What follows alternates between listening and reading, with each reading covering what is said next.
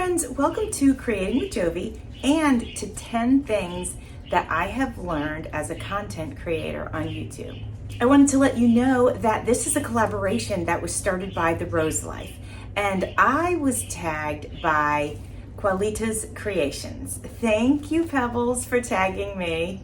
I wrote down the 10 things so I wouldn't forget them. So you might see me refer to my paper so I can share these with you. As many of you mentioned, I too have learned that it's really important to be yourself. There's only one of me and there's only one of you.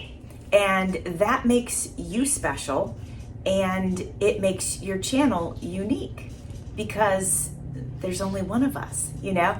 And so I'm gonna deliver things maybe differently than somebody else, as you will too. So that is something that's really, really important, is to just be you. Number 2, I have also learned that it's really important to be a content creator because you love it, not because you want to be the next big thing, because it doesn't work like that. It takes an incredible amount of work to grow your channel. Whether you're growing it slowly or trying to grow it quickly, either way, it takes so much work. And so you need to love it. I need to love it in order to keep doing it. Because there's those times when I can feel very discouraged. And so that's when I have to look at it and go, okay, am I doing too much? Do I need to pull back?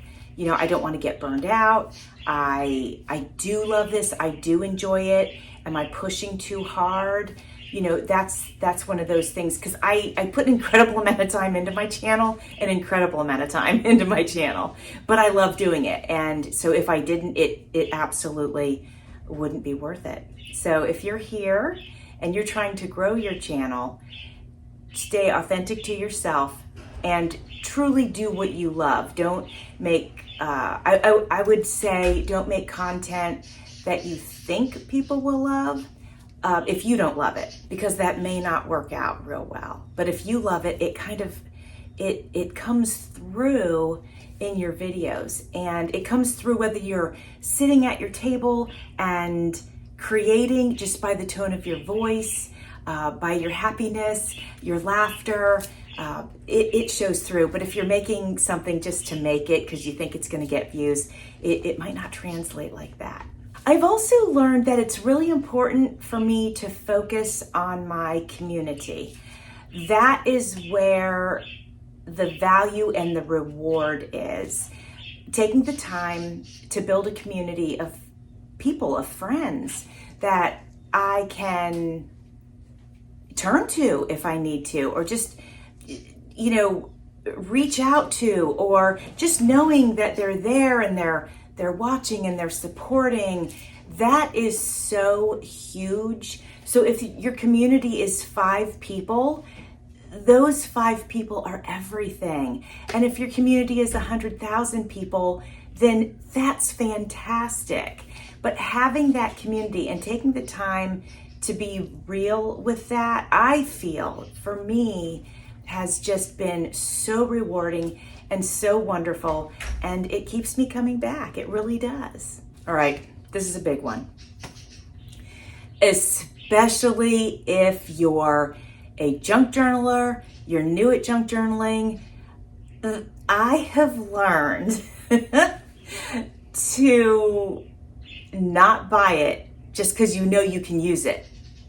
Because what happens is, and this is my case, when I first started, and I love thrifting, okay? And a lot of us do. A lot of us go to the thrift stores and see what we can find and use them. So I would hit the thrift store like once a week, and I would find things, and it was wonderful.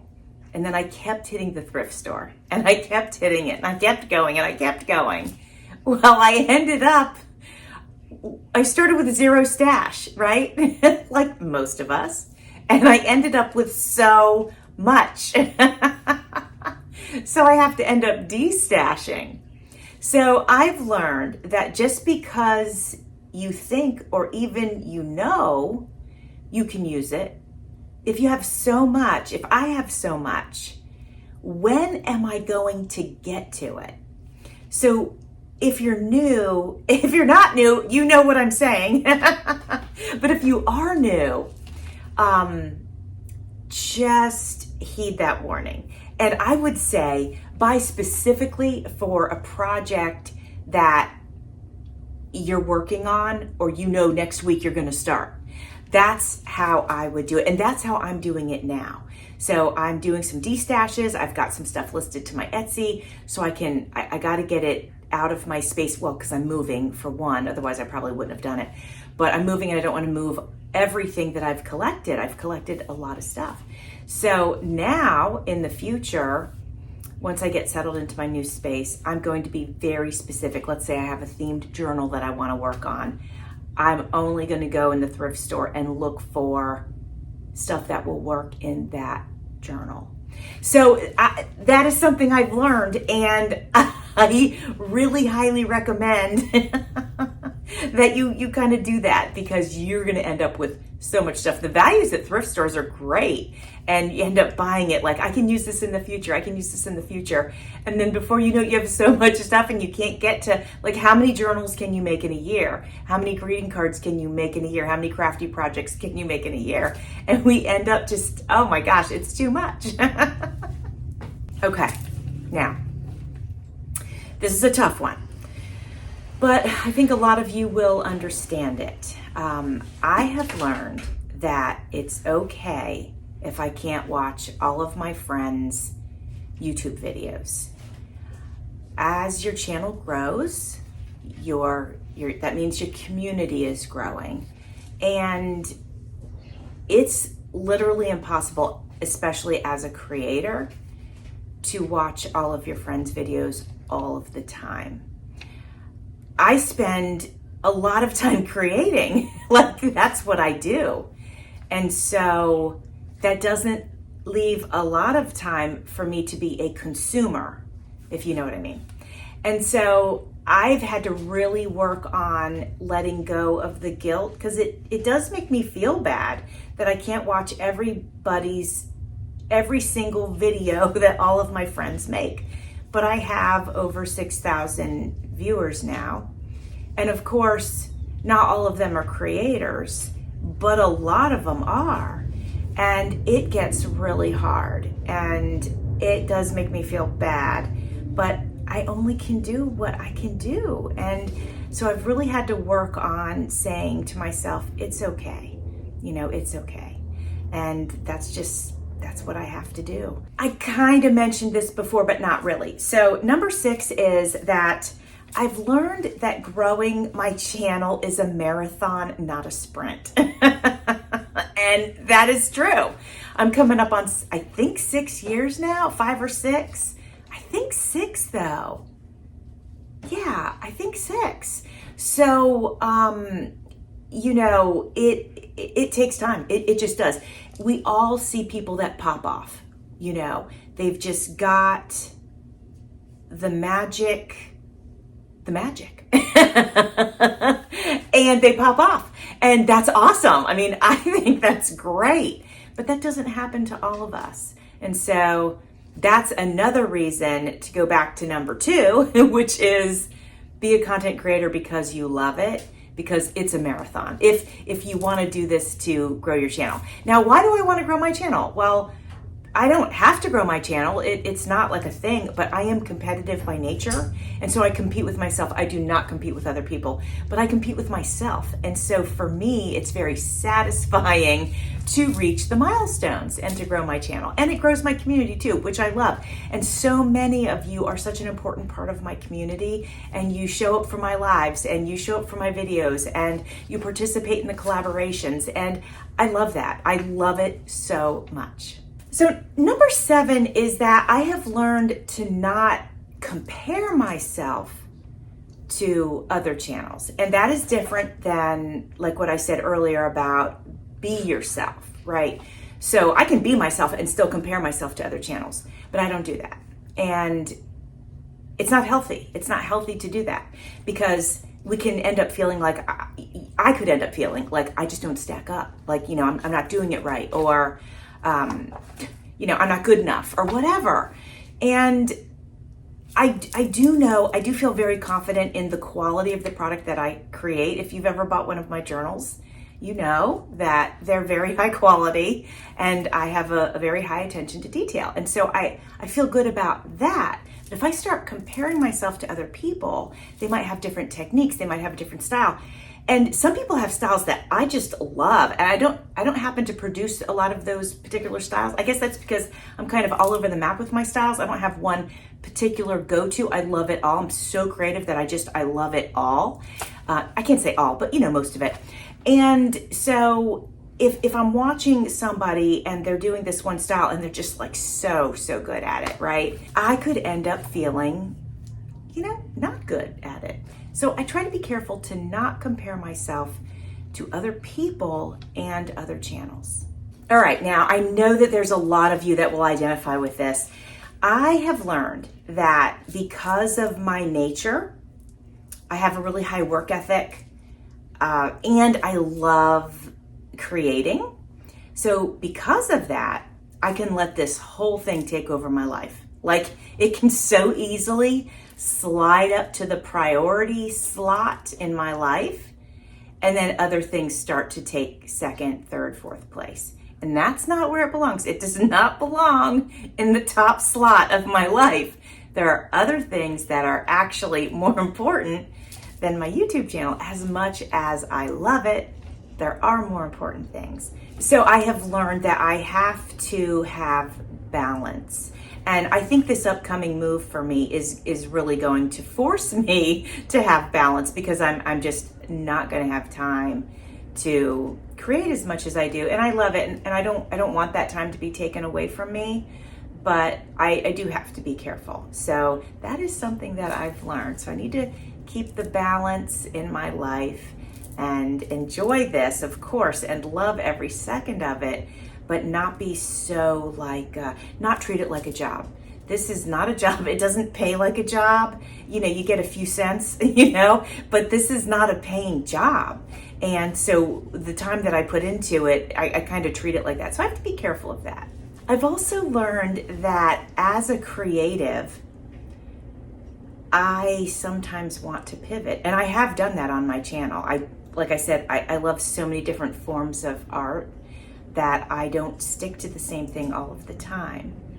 And sometimes when we pivot, our community doesn't appreciate it and our views will go down. And you know what I say about that? That's okay. It's okay that happens. And that's happened to me a lot. I've pivoted and introduced something new into my channel, and my views are terrible. But that goes back to, if I'm doing what I love, then that doesn't matter what my views are. And so don't be afraid to pivot. And if you wanted a little advice about pivoting, I'm going to share this with you. Let's say your long form videos are usually, similar things. Could be mostly you collage, perhaps. Maybe you're a junk journaler most of the time. Maybe you this, maybe you that. Well, a lot of you, if you watch my channel, you know that I've just gotten into miniatures for about a year now, because I got this dollhouse that I have, and I love it. Well, I did share a long form video about my dollhouse, and it did terribly. But I started sharing it because I love it, and I want to share it because I love it. I started sharing it on shorts, and those videos do quite well. So if you're going to pivot, I would recommend do that with shorts, and then you could start to introduce that into your long form once you're comfortable with your shorts, and maybe you've gotten some subscribers from them that are into whatever that is. So that's just like a little piece of advice. And don't be afraid to pivot, just do it. If you love it, do it. Really early on, I learned to not look at the numbers. Now, maybe that's a strategy that only works for me or for some of us. And maybe other people love looking at the numbers because they are competing with themselves and they want to grow that. Like, it's like weighing yourself every single day, right? Like if you're on a diet, you weigh yourself, and you're kind of competing with yourself so that you can get to that next level or whatever it is. But for me, that is not a tactic that works for me. So it's better for me to ignore the numbers and just do what I love. And I always remember the phrase that was created a long time ago, build it and they will come. So build your channel and they will come. Eventually your people will find you. I was listening to Tanya and she was mentioning, and maybe even Pebbles mentioned it too, she was mentioning that not everybody's gonna like you. And that's true, not everybody's gonna like me. And I don't care, that's okay. It's like, I don't have to be liked by everybody. That's got nothing to do with me. If somebody doesn't like me, that has nothing to do with me. It's got everything to do with them and their particular taste, right? I mean, I don't care. I don't care if you like chips, but you don't like Doritos. Like, why would I care about that? So I recommend, if you're going to be a content creator, because, we're putting ourselves out there and we are going to get some negative feedback here and there. And so I would recommend that you just don't worry about it. So don't worry about your numbers and don't worry about your, if you get negative comments at all, ever. I haven't gotten too many, but there's been a few things that have kind of been like, So just always remember that you're the one in control. If somebody puts a comment on your video and it's distasteful or whatever, just delete the comment. You don't have to leave it there. Delete it, do some grounding techniques, and then move forward with your day. I know for a lot of us, hearing something negative can really hurt. It can really hurt. But just remember that people that spread negativity are really unhappy, miserable humans. And that's what they're out there doing. And you just don't need to be bothered by somebody who's just miserable. You just can't worry about that. You go on and do your thing and be happy and delete those comments and don't even worry about it. That was number 10, but I have a bonus for you. I thought it was important to mention. I have learned that I'm still learning, and that is true. YouTube changes, and so we have to sort of change along with that. And sometimes there's subtle changes, and sometimes there's big changes, like the introduction of maybe a new format. And sometimes that's not easy for us that are sort of into our routine, right? And that's where sometimes I can get a little bit lazy, is like if I'm just into my routine and it seems to be working for me, then I may not want to like sort of go with the changes that are being made, but I think it's really important too. So that's something I have to work on, is kind of trying to stay on top of what those changes are, what it might mean to me, and what can I do to incorporate those. So that was my bonus. And my friends, I hope you enjoyed hearing about this. I haven't decided on who I'm tagging, but I am going to tag some people, and I'm going to put them in my description box. Well, my friends, thanks for watching. See you soon.